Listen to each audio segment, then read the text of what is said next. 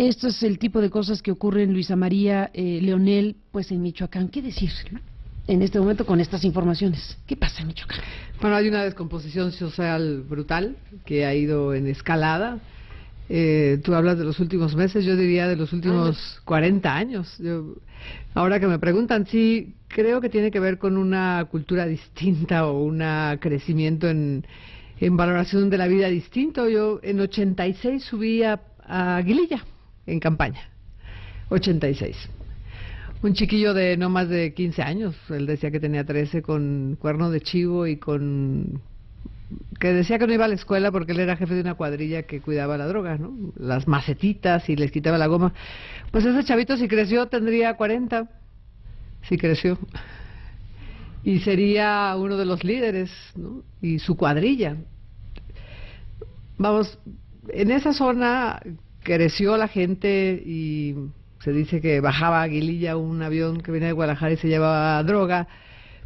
Vamos, ese tema de crecer entre sembrar, vender, pues se fue multiplicando, se fue diversificando. Después no solo sembrar, vender, también se convirtió no en solo traficar, sino en vender también ahí, y en una lógica comercial de tener el territorio, de tener los vendedores, de tener que tener los compradores, los distribuidores. Se hizo parte de la economía, y después, a la vuelta de la esquina, han ido teniendo control de otras cosas. En 2006, que hay la concurrencia de policías municipales y estatales para conseguir el narcomenudeo, para perseguirlo, pues yo creo que los tipos dicen, si no puedo contra ellos, me los uno, y tienen el control de los policías municipales en la tierra caliente, que se han convertido en dueños de la economía, de los tiempos, de la producción. Pues la gente se hartó y se puso valiente frente a ellos. Tienen control en todos los municipios. Cuando dices eso, Luisa María, ¿te refieres a las autodefensas? Sí, a la policía comunitaria que ha surgido por ahí, por la zona de Tepalcatepec, que se hartaron de ellos y empezaron a conquistar a otros. Luego llegaba la policía y o la Fuerza Federal quería retenerlos, y ellos les decían, pues sí, estamos haciendo tu trabajo. ¿Y sí? Y sí. Sí, bueno, la gente se hartó, tenía años harta de que la sometieran, ¿no? Leonel Godoy, como exgobernador de Michoacán, ¿cuál es tu diagnóstico? ¿Qué pasa ahí? Bueno, yo creo que efectivamente el crimen organizado ha evolucionado en México y en Michoacán también. En esa época a la que se refiere Luisa María, la actividad principal era el narcotráfico, la siembra y el traslado de la droga, la comercialización, y diríamos los delitos que siempre se han cometido como homicidios eran sin duda ocasionados por esa actividad, pero ahora el fenómeno se ha hecho muy complejo. Yo incluso he leído algunos estudiosos que ya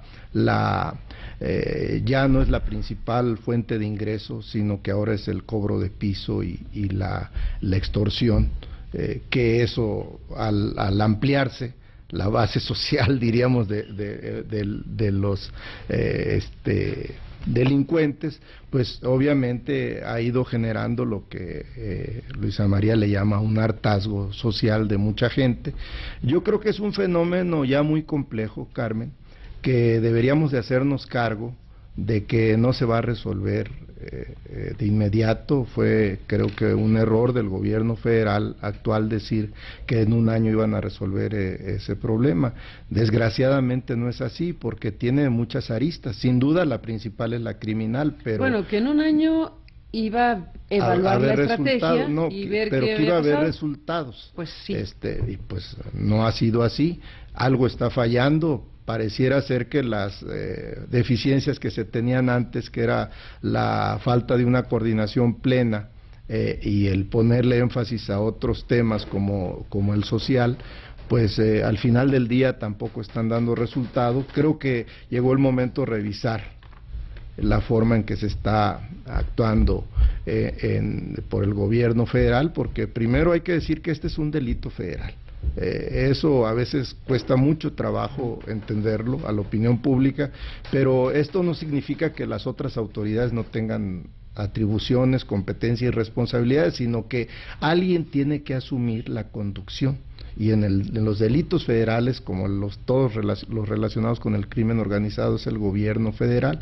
Entonces el gobierno federal es el principal responsable de conducir esta lucha, y yo creo que a él es al que le tenemos primero que llamar y que coordine a los demás, a las autoridades estatales y municipales, que es muy complicado, pero se debe de hacer para que tenga éxito, y revisar no solo el tema del combate, diríamos la acción penal, sino también pues el tema social. Esas zonas son muy pobres, han sido muy pobres, y algo se tiene que hacer en esa materia. Pero mira, Leonel, por donde vas aquí, la cosa, estás planteando que la estrategia general, bueno, está desde luego Michoacán como punto de referencia inevitable. Felipe Calderón, que fue presidente de México, que resulta que es tu hermano, además de...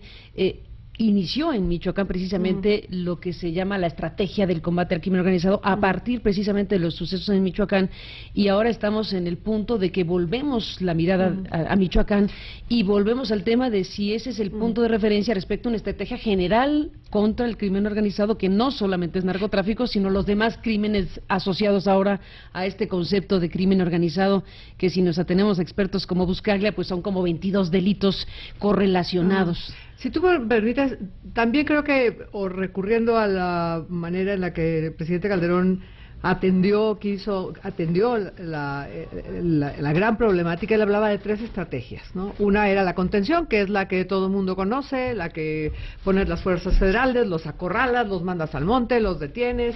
Otra era la transformación de las instituciones, y la otra era la reconstrucción del tejido social. Las 3 repetidas en esta administración, por lo menos en los dichos. Y yo quisiera ahorita hacer como énfasis en el tema de la transformación de las instituciones. Está por entrar el sistema de justicia penal, que modifica, pero que tiene muchas deficiencias. Hay la tesis doctoral, por ejemplo, de Enrique Galindo Ceballos, que es hoy el comandante de la Fuerza Federal, de la Policía Federal, habla de un embudo terrible en el sistema de seguridad-justicia. Dice, mira, en este país hay alrededor de 480,000 policías, municipales, estatales, federales, 480,000, capacitados o no, universitarios o los municipales, que son 480,000 para cuidar que la gente no haga desorden. Los pescan, en mis tiempos metían a los borrachitos a la cárcel el fin de semana, hoy los delitos son otros, muy otros. Pero después hay 5,000 ministerios públicos. Se hace un embudo terrible, ¿no? 5,000 ministerios públicos que no alcanzan a hacer su tarea. Ahora van a ser distintos, uno va a ser fiscal, otro va a investigar, otro... Pero finalmente a ellos hasta hoy les ha tocado recibir la denuncia, integrar la averiguación previa, hacer la acusación. Y después el embudo se hace más chiquito, 1,000 jueces federales. Ese esquema no te permite que la justicia sea ni expedita, ni pronta, ni justicia, porque se hace imposible atajarla y que cada quien haga tenemos su un parte del colapso, proceso. para decirlo claro. Sí, y tenemos que atenderlo porque está bien, hoy está el Ejército y la Policía Federal y la Marina en esa zona, pero detienes a los tipos, los presentas ante quién, pasan casos como lo presentas ante el Ministerio Público. El Ministerio Público manda a traer a fulanito al ayuntamiento de no sé qué, porque tiene una orden de presentación, y como no tiene recursos ni manera le pide a la policía municipal de aquel municipio que lo llame, que le entregue el citatorio. Bueno, si la policía municipal está sometida al crimen organizado, ahí se rompe la cadena. ¿Solo la policía municipal? No, bueno, la policía municipal, la ministerial, en el estado de Michoacán, tú volteas a cualquier lado y dudas, ¿no? Pero estamos ahorita analizando el tema institucional, que yo creo que es un tema de descomposición social, que los chicos digan, pues a mí no me importa ir a la escuela, porque al final yo aquí traigo una AK-47, no sé qué arma era, porque en aquellos tiempos uno ni se imaginaba que había esas armas en manos de un chiquillo, que crece con ella. Y hoy no es raro que los chicos digan que no importa que se mueran dentro de 5 años, con que tengan un poco de poder y un poco de control unos años, ese es su sentido de vida, ¿no? Esa es la parte social. Luego está la parte económica, que es cierto que hay mucha pobreza.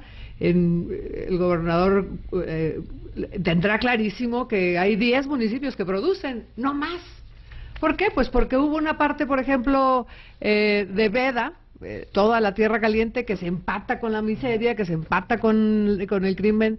Pues no pudo tomar agua de la cuenca del Balsa 70 años, porque estaba vedado, porque necesitaban cada gota de agua que llovía para generar electricidad en la presa del Infiernillo. Es como que se van empatando distintas problemáticas que hacen un cóctel como el que estamos cóctel, viviendo. Leonel Godoy, un cóctel que es una expresión para hablar de este conjunto de cosas.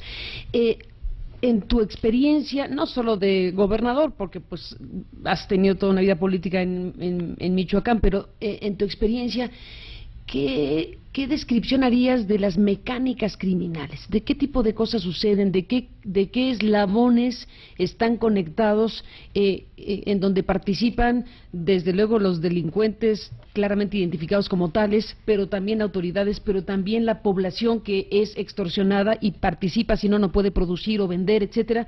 ¿Cómo definirías en un caso tipo el tipo de cosas que pasan en Michoacán, que desde luego trascienden al solo narcotráfico?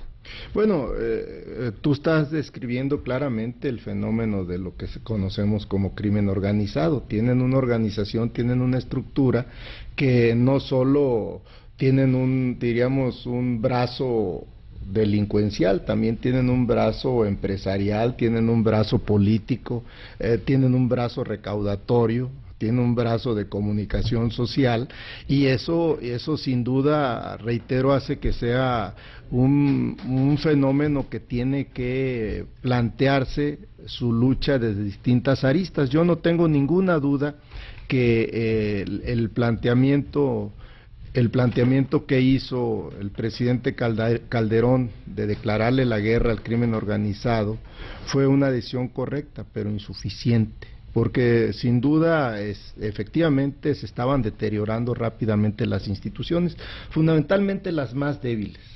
Hay una relación directa entre la fuerza del crimen organizado y la debilidad de la institución pública. O sea, no es lo mismo la fuerza del crimen organizado en Churumuco, que tiene 20 policías, a la fuerza del crimen organizado en el Distrito Federal, que tenemos 80,000 policías. O sea, sin duda eso es cierto, pero también ocurrieron otras cosas ahí. En primer lugar, yo creo que fue la falta de confianza del presidente Calderón en otros sectores que no fueran el propio. Yo creo que ahí falló ese tema, y el fundamental es que se centró en la ofensiva de la fuerza, y en ese tema, aún también ya entrando más en el detalle, yo creo que también, en mi opinión, ya como penalista, creo que se equivocó. Yo creo que el asunto tenía que haber estado en manos de la Procuraduría, no de la Secretaría de Seguridad Pública. En fin, creo que por ese motivo es un tema que por un lado se debe de desmenuzar y por el otro tener unas ideas generales. En el asunto de las ideas generales, yo creo que el crimen organizado es un fenómeno social canceroso, pero que debe de atacarse también con distintas estrategias. Una de ellas, y que la población reclama, es combatir a los delincuentes, meterlos a la cárcel, castigarlos por estos crímenes tan crueles que cometen, como estos jornaleros de Yurécuaro, sin duda, pero también al mismo tiempo avanzar en otro tipo de temas. Nosotros construimos la presa Francisco J. Mújica, la primer presa en 40 años en todo el país que se hace con fines agrícolas, no con fines de energía eléctrica, y ese es el camino. En la tierra caliente se tienen que construir caminos, se tienen que construir medios de producción, se tienen que construir escuelas públicas, porque la pobreza es tal de que no se pueden pensar en escuelas privadas. O sea, un sinfín de acciones, ofensiva de seguridad, sin duda, pero también ofensiva social. Déjenme, Luisa María Calderón, Leonel Godoy, hacer una breve pausa. Está en la línea telefónica Silvano Aureoles, que es coordinador de los diputados del PRD, que compitió por la gubernatura también en el proceso pasado. Tiene una intervención y un análisis que hacer sobre lo que pasa en Michoacán. Volvemos con él.